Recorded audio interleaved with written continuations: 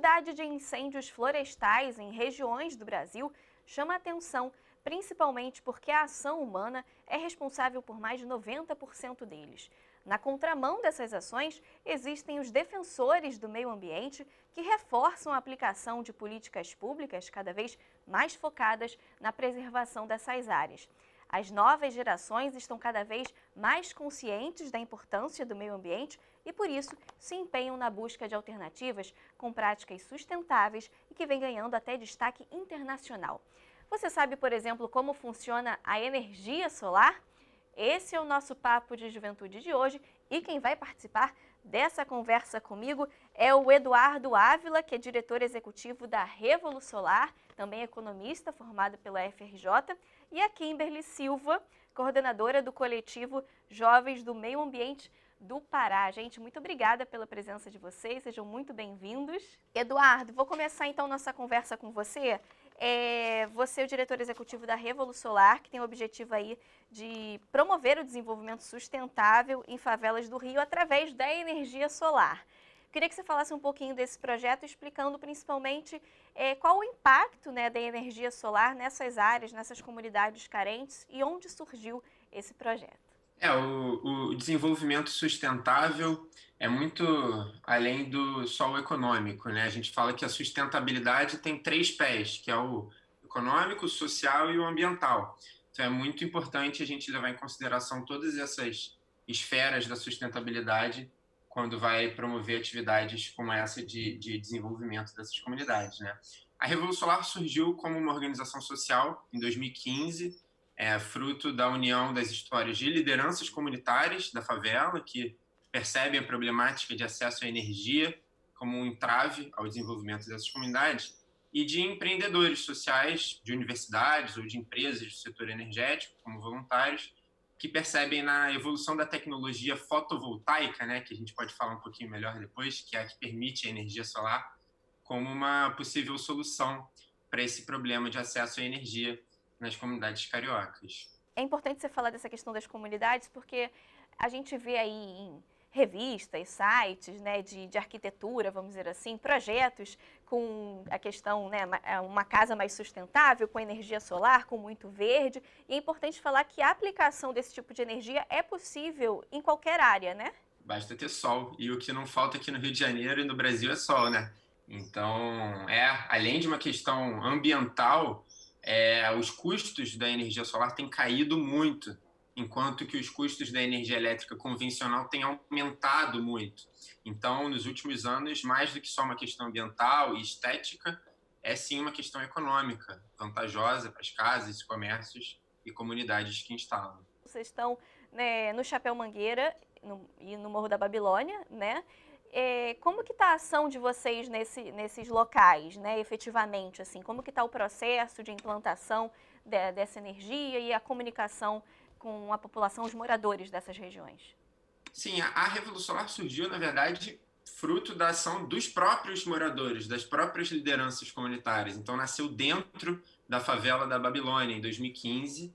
E aí, desde então, a gente foi evoluindo o nosso modelo de atuação. A gente começou só fazendo instalações, mas a gente percebeu que para engajar e para trazer uma autonomia para a comunidade, a gente também precisava de uma frente de capacitação profissional. Então, a gente faz também o treinamento profissional, a formação dos moradores como eletricistas e instaladores solares. Então, são eles que fazem a instalação e a manutenção das placas, que gera muitos empregos de qualidade também, né? Além de autonomia.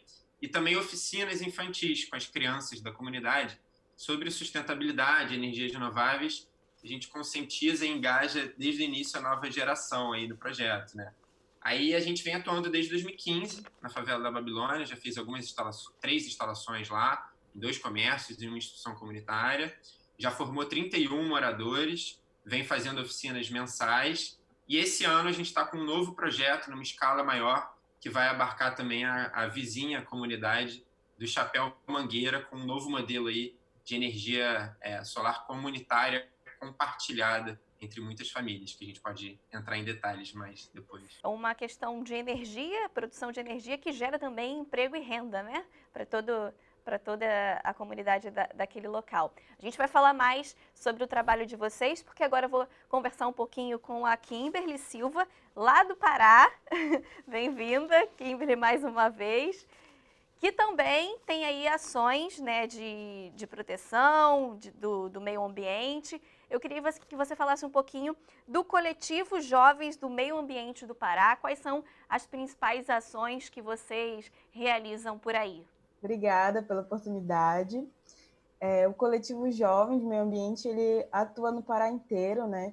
A gente atua bastante de forma itinerante, então, tanto aqui em Belém quanto na região metropolitana, a gente já esteve presente em várias ilhas aqui no Pará, porque a gente sabe que é formado de muitas ilhas, e a gente trabalha especificamente com educação ambiental. Então, desde assunto como sustentabilidade, envolvendo água, saneamento, até mesmo energia solar, devido a muitas campanhas que nós participamos, a gente consegue levar esse conhecimento a diversas pessoas, né? Então, a gente aceita convites em escolas, também faz exposições em praças públicas. E como que é o retorno da população? Aqui na abertura do programa eu falei das novas gerações, né? A gente vê, é bem nítido, né? Que cada ano, quem vai nascendo, né? Vai se conscientizando, tem mais vontade de realizar ações voltadas para essa questão ambiental, mais preocupação, vamos dizer assim. Você sente esse retorno, né, nas suas ações? O retorno da população assim é um abraço, inclusive para as nossas ações, né? Porque eles impulsionam e motivam o nosso trabalho. Então, quando a gente faz uma exposição na praça pública, por exemplo, em uma praça, a gente fica com muitos receios, né? Primeiro porque o jovem, ele ainda é visto com uma visão assim um pouco não para ser levado a sério, etc, mas a gente chega ali e a gente vê que tanto a geração mais nova fica fascinada com o trabalho, quanto a geração mais velha, que vê a gente com uma forma que eles queriam ter sido, né? Eu já até cheguei a ter essa conversa com uma idosa, e ela falou que ela fica feliz por essa inquietação, porque quando ela sentiu, ela não fez nada. Mas a gente está ali, a gente é assim... Nossa, hoje a juventude é assim, totalmente destemida e que faz muitas atividades. Então, esse abraço da população é maravilhoso. Bacana você falar isso, porque falando do Pará, né, mais especificamente, é um estado com muitas hidrelétricas, né, Kimberly? A situação mais ruralista ali, a gente tem uma cadeia que é muito interligada, a questão amazônica, enfim, da Amazônia. E eu queria que você falasse um pouquinho dessa relação, dessa cadeia, né, dentro aí do estado de vocês, que impacta uma ação ali no início, impacta lá no final de forma direta. Eu queria que você falasse dessa relação que mostra a importância do trabalho de vocês. É muito importante falar sobre isso. O Eduardo falou sobre a questão da energia solar e ela ser aplicável em casas, etc., que sol não falta no Brasil, e é verdade isso. Aqui no norte, então, nossa, é uma explosão de tudo, né, que a gente tem aqui. Então, por estar bem pertinho da linha do Equador, é sol mesmo que não sobra nunca. Então, essa questão da usina hidrelétrica, eu até vi uma notícia recente que uma comunidade que teve que ser realocada, né, porque ela morava à beira do rio, era uma comunidade à margem, ela teve que ser realocada para dentro da floresta, porque ali se instalou uma usina hidrelétrica. Então, a gente imagina o impacto cultural, né, e ambiental que essas comunidades sofrem. E assim, a gente falando a nível de floresta, a gente tem muitas comunidades de povos tradicionais. E a questão de energia é assim, uma necessidade de vida, é uma coisa assim, essencial. E recentemente essa comunidade que foi realocada, né, que se formou uma vila, ganhou instalações de placas. Só que por que a placa ela não veio antes de uma usina destruir todo um braço de um rio ali, impactar diretamente toda a biodiversidade?